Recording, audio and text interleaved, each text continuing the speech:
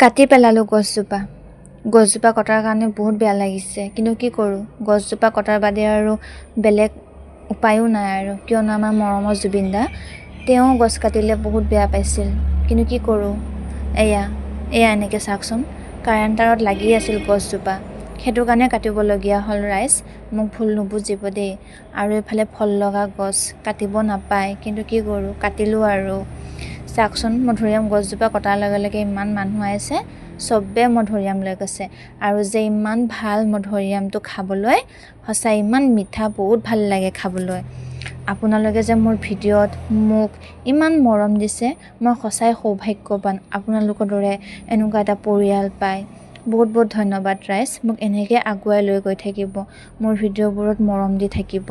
যদি মোৰ চেনেলত নতুন হয় প্লিজ ছাবস্ক্ৰাইব আৰু লাইক এটা কৰি যাব। এয়া চাওকচোন, আৰু ঘৰত তেনেকুৱা ল'ৰা মানুহ নাই, সেইবাবে মই নিজে কাটিলোঁ। আৰু কামত কি ল'ৰা কি ছোৱালী নহয় জানো, কাম জানিলে চব কামেই কৰিব লাগে, ল'ৰা ছোৱালী বুলি কিনো পাৰ্থক্য আৰু। নাজানো ফলটো মানে কিয় এনেকুৱা ঘাঁ লগা, কিন্তু খাবলৈ আকৌ বহুত ভাল লাগে, বহুত মিঠা, সেইটো কাৰণে মানে।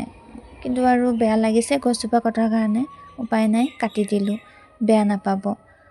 বহুত ধন্যবাদ, মোক মৰম দিছে মোৰ ভিডিঅ'বোৰত মৰম দিছে। এতিয়া চাওকচোন, আজিলৈ ইমানে।